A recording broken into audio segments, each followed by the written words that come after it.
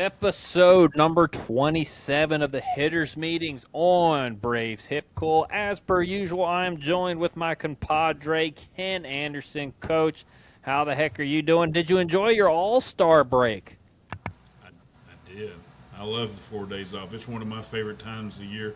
Twitter settles down. I can just take off. I love it. Hopefully the Braves did too. Some of our hitters have been struggling. Maybe they went and did some other things. And I've got to be excited to be on Hall of Fame Fred McGriff Hip Cool Day. So let's go. Austin Riley hip cool if you want to be that way as well, but he's not been doing so good. So he's my favorite player, even though I give it to him. So, all right, I'll be honest with you, Ken. I enjoyed the Derby. Thank you, Jordan Walker, for stealing that momentum from Philly because, I can't stand Philly. No, by the way, the Phillies are the reason why we lost the All-Star game. I won't be told otherwise. We're moving on into the second half, Ken. The Braves have the Rangers coming to town this weekend for 3 games. Game 1 is the former Brave legend, Cal Quantrill. What do you got on old Cal Quantrill, Ken? I didn't even know he's still in the league.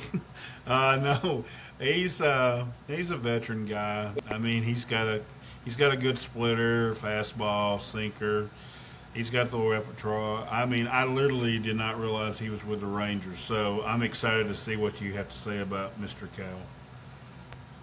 Yeah, he's kind of changed some stuff up compared to what he was doing the last time he was with Atlanta and in Miami last year. He still has sinker and cutter. He still has split. He's got the curveball and the four seam. That is his repertoire. He is going to the four seam a little bit more, and I think his sinker doesn't have as much movement on it. Those two kind of resemble each other now a little bit more than what they were in the past, so that's something to keep an eye on. He is still primarily sinker cutter to righties. He does throw the splitter to righties as well as the four-seam fastball because he likes to tunnel those two pitches. And the cutter's going to be away, sinker's going to be inside. That's going to be to the right-handed hitters. Lefties, you're going to see an even split between the cutter and sinker, the four-seam fastball and split. He lives away to the left-handed hitters, so he mixes up the kitchen sink pretty well to lefties. Righties, it's more so the two pitches, the sinker and cutter. All right, he likes to tunnel the four-seam and split, like I said. That happens a lot, especially within 2 strike counts, so we'll see that in a little bit here. His four-seam and split combo plays heavily in 1-2 counts to right-handed hitters. He is also split heavy when he is ahead in the count to left-handed hitters. So keep that in mind. A lot of splits and four-seam fastball, so he's going to try to get you to chase the four-seamer, and if he doesn't get you to chase, he'll drop the split right on in there, or he'll throw the fastball at the top of the zone, and then the split comes in at the bottom of the zone to get you to chase on that. So, with that being said, our approach as right-handed hitters, we are going to hunt the sinker and cutter windows. For the sinker, we want the ball to start off of the plate away to the middle part of the plate, belly button high to high thigh. This does get tricky with 2 strikes because he can throw the splitter, so you might get a little chase happy with 2 strikes. You're just going to have to really lock in on your approach and on the pitches. The cutter, you want to start off of the plate at you inside to the middle part of the plate, belly button to high thigh, because his cutter does have drop to it. It's not just a straight sweeper action cutter. So with that being said, get the ball up in the strike zone. You may chase some four-seam fastballs above the zone, but you have the chance to do damage on those pitches because he doesn't have elite ride on the fastball. And we don't want to expand outside of the zone or below the zone because that's when weak contact is going to happen. But you have the chance to get on top of a high fastball with him. So keep your direction to right center field, and you should have a good day at the plate. Again, get the ball up, keep your direction going to right center field, hunt the 2 pitches because for the sinker cutter combo for the righties, it's almost a 75% chance he's going to throw one of those 2 pitches. So keep that in mind. Lefties, we are going to hunt the four-seam split window and the cutter. For the four-seam split window, we want the ball to start inner third to outer third, belly button to high thigh in height. The cutter, we want to start away off of the plate to the outer third, belly button to high thigh. Again, you're probably going to chase a little bit of the four-seam above the zone at times, but again, you still have a chance to do damage on that pitch because it is not an elite fastball. We do not want to expand the zone off of the plate or below the zone. Get the ball up and keep your direction going to the big part of the field. and you will have a very good day against Cal. He does not have an elite fastball. That's what we want to hunt. We want to get that pitch up in the zone because when you get him up in the zone, everything flattens out and he's a lot easier to hit. If you're starting to chase him below the zone or down in the zone, you're going to have a really long day at the plate, Ken. So that's what I got on Mr. Cal Quantrill. Do you have anything else? No, I actually like that because a lot of hitters approach the Cal has been that. I know that in the past, so that makes sense to go middle backside. I definitely always want to get a sinker ball pitcher up. So I think we can have success against Mr. Quantrill. And again, the split comes into play in 2 strike counts, especially with righties. It's one particular count where he really plays off the fastball and splitter combo, but otherwise sinker cutter. So again, it should be a guy that we should do extremely well against. It should be. Will it be? We'll see on Friday night. Moving on to game 2, Ken. It's an old nemesis from the Washington Nationals. Mackenzie Gore is roaming around Rangers territory now. What you got on old Mackenzie Gore? He scares me this weekend because he throws the curveball, and we're going to get our right-handed lineup, and I think we're ahead of Ronnie coming back. So a little nervous on what lineup we put out there. We're going to have the kid pitching in the game. We've seen him so much. We should be able to hit McKenzie. He's not, dominant, and to say he's going to blow the bat out of your hands. So, let's see if we can hit the curveball. He does. I mean, he's got good stuff, chat, but it's not electric stuff. It's not going to be like the guy we're going to face in Game 3, but we'll have to wait on that one here in just a second. So, getting back to old McKenzie, he has the fastball, the curveball, the sinker, the cutter, the slider, and the changeup. Righties, we are going to see fastball curveballs most of the time. You will also get a little bit of a dosage of the changeup and the cutter running in onto your hands so you don't get too far out over the plate. Lefties, you're going to see a lot of the four-seam fastball and slider. He will throw the sinker every once in a while to back you off the plate, and he might throw me a get-me-over curveball. Or if you're battling deep in the count, he might throw the curveball over there as well just to get you off of it. There are no patterns to either righties or lefties. He mixes his pitches extremely well. And when I tell you extremely well, it's like every single count looks like the exact same pie chart. He'll throw this pitch, this percentage, this pitch, this percentage, and nothing is over really 30 or 40%. He throws the entire kitchen sink, and he doesn't care what count it is in, so that makes him extremely tricky. So you really have to stick with your approach. Righties, our approach, we're going to hunt the four-seam fastball and changeup window. We're also hunting the hanging curveball. There's a reason why I like hunting the four-seam and changeup window. That is the hardest pitch to hit, in my opinion, is a changeup.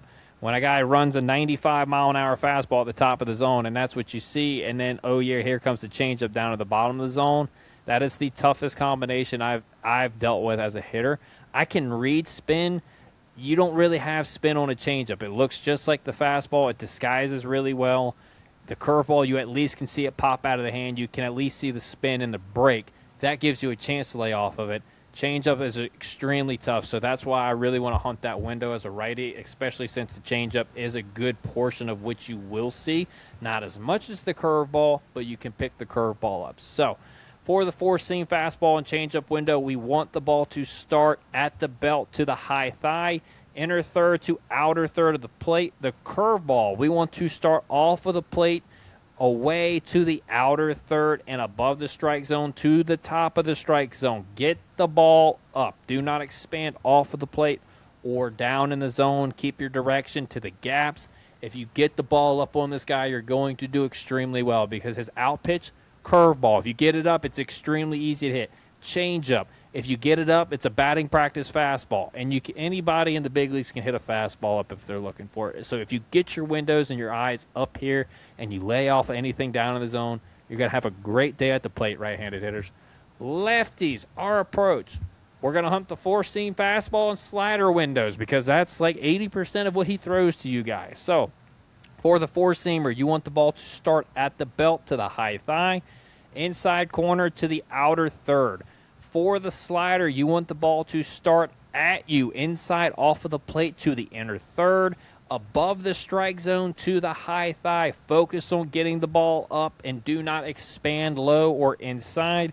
Keep your direction to left center field. He's going to try to paint that fastball on the outside part of the plate to get you to chase on the slider. So you're going to really need to differentiate the fastball and slider. So you're looking in, your whole window is going to be kind of the same thing, right? You want the slider to come out a little bit higher, so you have to stay in on that pitch to make sure it breaks. If it doesn't break, then you got to get out of the way.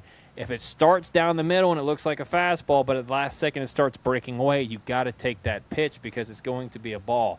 So we have a big window and a big gap for a pitch that we can hit, but you got to stay in on every single pitch because if you just try to get pull happy on this guy, he's going to eat you up. So really keep your direction left center field, and you're going to have a really good time against this guy. He doesn't have anything that you guys cannot hit.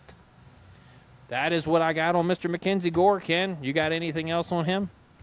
No, that's a good way to hit him. You got to go the other way on him and protect the outside. A little fired up tonight, man. I haven't done this in a little bit. We were a little rejuvenated coming out of the break, man. Game 3. We got another old nemesis, Ken, and this guy has been good for a really long time. Mr. Jacob deGrom, the former Met himself, Ken. What can you tell me about Mr. deGrom? Jacob still got great stuff. His whip's at 1.01, so that means he's still hard to hit, but his ERA is slightly up. He is making more mistakes than he ever has, but he used to not make any mistakes. So he works away a lot. We got to go. I know it's repetitive with these three guys. You got to hit the ball the other way on them. So interested to take, but he's a little bit more hittable than he was before, but he was unhittable before. Yeah, I have a theory on why that is, Ken, and hear me out. He doesn't throw 100 miles an hour anymore. So it's a little bit easier, not a lot easier. You got a little bit of light there, but he's still very, very good. It's not like this guy's a scrub coming in. He's still a number one pitcher, and he can go out there and shove it up your rear end any given day. So he's got the same pitch mix. It hasn't changed. They say he throws a sinker. He's thrown 30 of them all year long. So I just cut that completely out because if I'm a hitter, I ain't worried about it. If he throws a sinker, dots me on the inside corner, I just tip my hat and move on. Fastball, slider, changeup, curveball. That is his pitch repertoire. It's been that way ever since I remember Jacob deGrom coming up into the league. Righties, you are seeing 90%, no joke, 90% fastball sliders. That's what you're getting. You're getting two pitches, fastball, slider. And he is going to live on the outside part of the plate. Left-handers, you get a little bit more of the kitchen sink. You get the fastball, you get the slider, you get the changeup, and every once in a while he'll throw the curveball over there just to keep you honest on those three pitches. His slider is very tight, and it has quick and late break. It doesn't have a lot of break, but it breaks quick, and it's sharp, and it's hard to hit, and it's what really makes it difficult to hit is because it looks like his four-seam fastball for so long, and then at the last second, it cuts and breaks, and that's when he gets you to roll over it or swing and miss on it because you're way out in front of it. He lives on the outside corner to both righties and lefties, way more to the right-handers than the lefties. He will actually throw inside to left-handed hitters a little bit. He doesn't throw inside at all to righties. I looked at his chart. He's thrown one pitch on the inside corner all year to right-handed hitters. He lives on the outside part of the plate. Lefties, he is changeup heavy in 1-1 and 0-1 counts. Doesn't mean he won't throw in other counts, but it's extremely noticeable in those counts when he goes to the changeup to you guys. Right-handers, your approach, we're going to choke the shit out of the plate. Turn the outside part of the plate into the middle of the plate and make him uncomfortable. We are hunting the fastball and slider window. We want the ball to start at the belt to the mid-thigh from inner third to outer third of the plate. Again, he doesn't pitch inside. Take advantage of it. Crowd him. Keep your direction to right center field and do not try to pull him. So if it's on the outside corner and you're choking the plate, that's realistically the outer third, maybe even middle, depending upon where it's at. And that's a more hittable pitch to drive to right center field. Make him make an adjustment. Make him start pitching inside on you. When he establishes the inside corner, then you back off, and then we go back to square one. But until he makes that adjustment, I'm choking the crap out of the plate. It's already hard enough to hit a slider like his. You might as well make it a little bit easier for you and get on top of the plate. Lefties, we're going to hunt the fastball, slider, and changeup window. Now, this is a little bit different. Most sliders in the big leagues have a ton of movement, so it's a little bit bigger of a window, and you cannot throw that in one window. Well, his slider has short, quick movement, so it's gonna play in the same window as his fastball and changeup, in my opinion. So we want the ball to start at the belt to the high thigh on the outside corner to the inner third part of the plate. Keep your direction to the left center field. Really hunt the outer part of the plate. The times he does come inside is going to be when he tries to back foot the slider. So again, even if it's an inside pitch, I'm probably going to take it because it's going to try to be the back foot slider. He's going to try to live on the outside part of the plate. And if he does hang a slider, it's going to be noticeable because it'll pop out of the hand. Even if he does start it in the zone and it's up, it's going to break into the middle of the plate and you can do damage on it. Same thing with the changeup, same thing with the fastball. He doesn't have enough movement on the slider for you to really even be worried about, oh, I got to have a different window for this. You hunt every single pitch and you want it to start up and away, and if you do that and you hunt that quadrant, you should have some pretty decent success off of DeGrom. Now listen, if he's painting, and if he's dotting corners, up, down, in, out, it's going to be a long day. But if he's not and you're able to execute your game plan, you should have a good day against him. So, Ken, that is what I got on Mr. DeGrom. Do you have anything else? I mean, just for our listeners, we don't necessarily know for sure DeGrom's going to pitch. He has a strained lat, but Eovaldi has a bruised knee. It's our best guess that it'll be DeGrom that'll go Sunday. And I will say this as well. C.J. Nikowski did put it out on the Braves Vision stuff that Jacob DeGrom was slated for Game 3, so that is what we're going with. If it changes, it changes. Now, we can't control any of that. But him and Eovaldi are pretty similar, so we'll see how they go. They may throw Kumar Rocker as well. We don't really know for Game 3, but we're going with DeGrom. All right, Ken, we're headed to the bullpen. Kind of an area of struggle for the Rangers. But they do have a couple of decent arms. One of them, the lefty, he's really nice. I didn't realize how good this kid was until I looked at his stuff. But that's who we're going to start with. Jacob Latz. That's the left-handed out of the bullpen. What you got on that young lad? He's an all-star for a reason. I said this on the series preview. They're in first place. That probably means they're back into the bullpen. Their last two guys were good. These two are. He has the scary pitch for me. He throws a curveball. And I always get scared when a guy throws a curveball. He has a really good fastball. He has a really good IVB. So he'll be tough. You know, Maddie and Drake and Ozzie have seen this guy 100 times. So hopefully they'll have good swings against him because that's the window he's going to come in and pitch. Yep, they're going to pray that he lines up. I think he might even close if that window comes up in the ninth inning. I wouldn't be a bit surprised just because that dude, he's hard to hit, especially against lefties. So, let's go over his repertoire. His fastball, he's got a four-seamer, he's got a slider, he's got a changeup, and he's got a curveball. The four-seam fastball has 19 inches of induced vertical break. So it rides through the zone very well, as you saw Lawrence Butler struggle with that on that ugly swing and miss. All right, so his fastball changeup with occasional slider and curveball to right-handed hitters. Lefties, you're going to see fastball, slider. That's all you get. He literally throws nothing else but fastballs and sliders to you. He does not throw the curveball to right-handed hitters when he is down in the count. His curveball is way more noticeable in 1-2 and 2-2 counts to righties, so you can keep that in mind, right-handed hitters. He mixes his pitches fairly well to right-handed hitters other than that. So those are the only oddities that I found in lefties. It's literally fastball, slider on any given count against you. I'm sorry. Righties, our approach, we're going to hunt the fastball changeup window and the hanging breaking ball window. For the fastball changeup, we want the ball to start inner third to outer third, starting at the belt to the high thigh. The breaking ball that we want is going to start off of the plate away and above the strike zone. That's going to be the hanger that you can do damage on. Keep the ball up in the strike zone. Do not expand beyond your window. Keep your direction to right center field.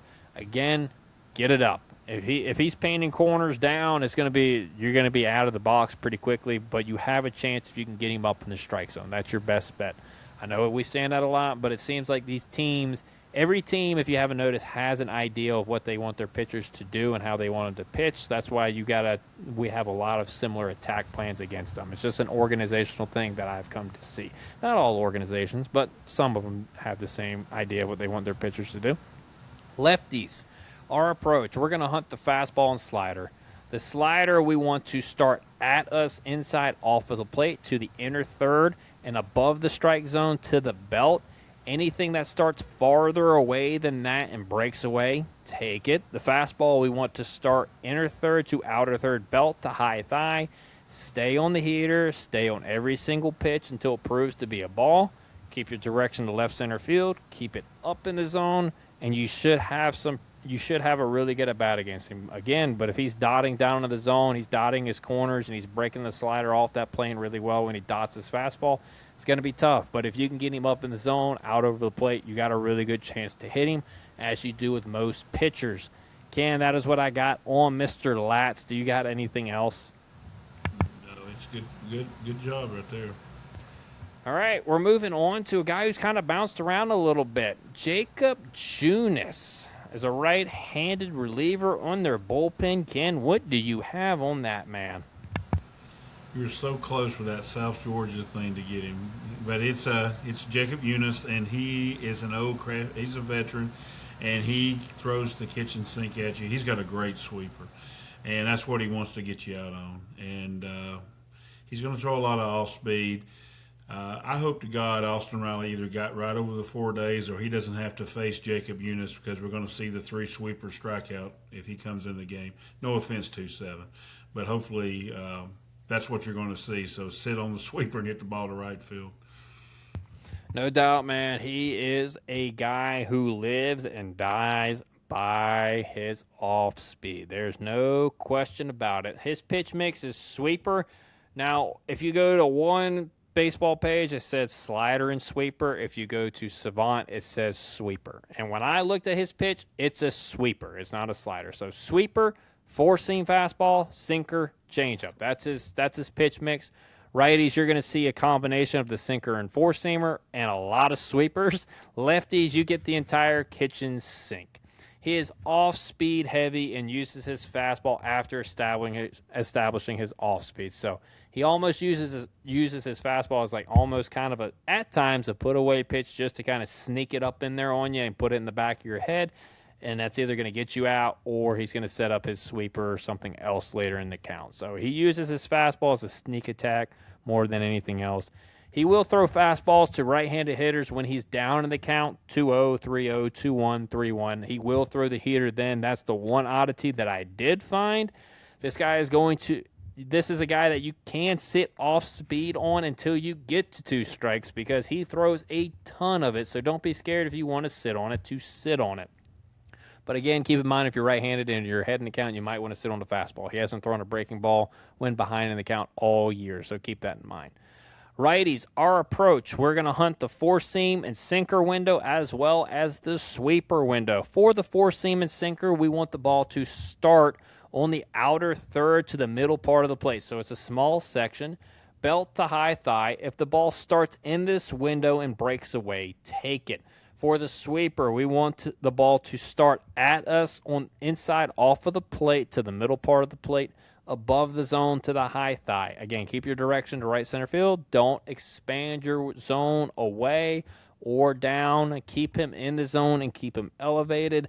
The reason why the fastball window is so tight is because you can have the sweeper on that same plane going away, or you can have the sinker that starts on that window and run in on you, so you don't have much leeway. You got to keep it really tight where you want it. The sweeper, however, it can start at you and break right over the middle of the plate, and you can get to that pitch and hit it out of the ballpark. So really narrow window for the fastball, but you got a wide range with the sweeper, and that's going to be the pitch that he's probably going to try to throw majority of the time anyway, so you got a wide range.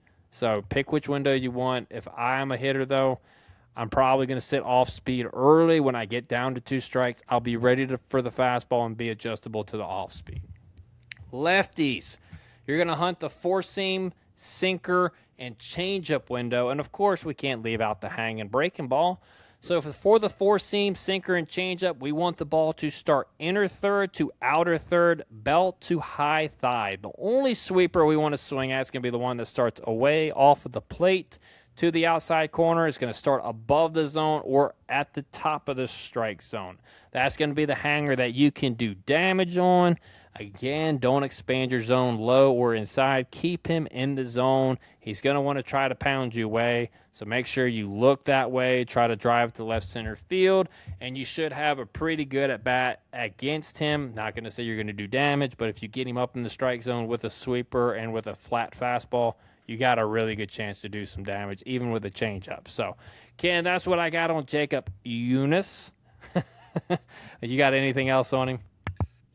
He's a former starter, so he can throw multiple innings. So we got to remember that too as the game goes on. So it's funny reliever. You kind of want to get his pitch count up, so make sure you throw at strikes.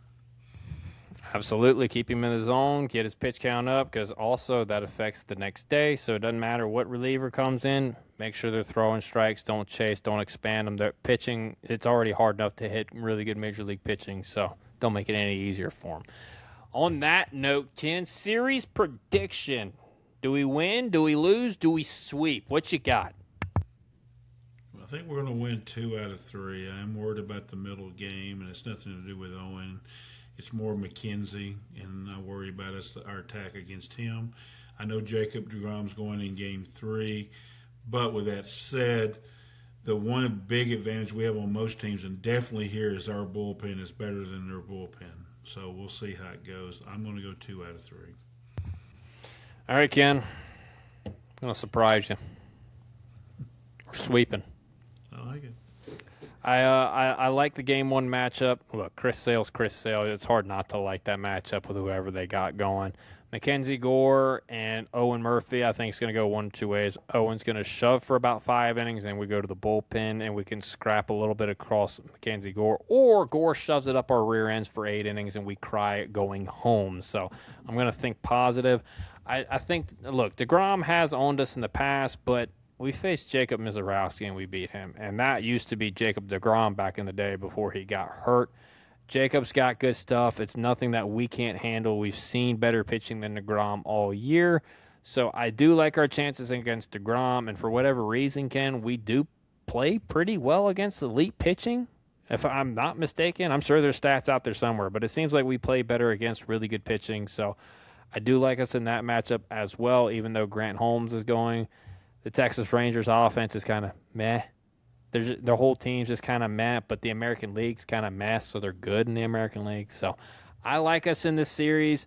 I think we sweep. I'm going to be positive. We'll see if they keep me positive throughout the second half or not, Ken. But I don't have anything else, buddy. Do you before we get out of here? Oh, picks to click. Give me your pick to click. Real quick, though, yes, we hit Jacob Mizorowski 1, and we lost to Matthew Liberatore twice, which is going to haunt me the rest of the year. With that said, my pick to click is the one guy that can hit the outside pitch into right now. He got a little pull happy on the last road trip. He had a bad road trip. 4 days off. I watched him, follow him on Instagram, a lot of picture with the kids. He was having a good time, went home. Mauricio Dubon is going to be back to hitting the ball to right field, and that's what you got to do against these 3 guys. I'll go Mauricio will have a big series. I'm going Matty Daddy. Matt Olson's going to have a nice series. I know he had the big home run a few years ago against DeGrom. He's just been hitting lefties pretty well. He just stays in on them well. He doesn't get too pull happy. I think he's going to have a really big series for Atlanta. Not saying that nobody else will, but I'm going Matt Olson this one. I haven't picked Matty O in a while, so I'm going Matt Olson. And with that, chat, I got nothing else. Ken, do you have anything else? I mean, we sweep them. We're in good shape because both me and you think the Phillies are going to lose 2 out of 3 this weekend to the Mets, and they've already lost Game 1, and Nolan McLean is still to come. So I'm for it. I sweep them with 2 games on the Phils. Just a little bit more on the Phillies. They don't have either of their 2 stud pitchers going this weekend. They're both on the shelf. Not saying IL, but they're going probably a later series. And also, they got to face Sean Manaea, the little crafty lefty who throws from a sidearm angle, and they got their 3 biggest bats are left-handed, and that's not going to be an easy ride for them. So, you know what, Philly? I don't feel bad for you at all. You go have fun with that. New York, beat the crap out of them for the next 2 days, please. With that being said, we're out of here until the next hitters meeting, chat. See ya. You know what, boys?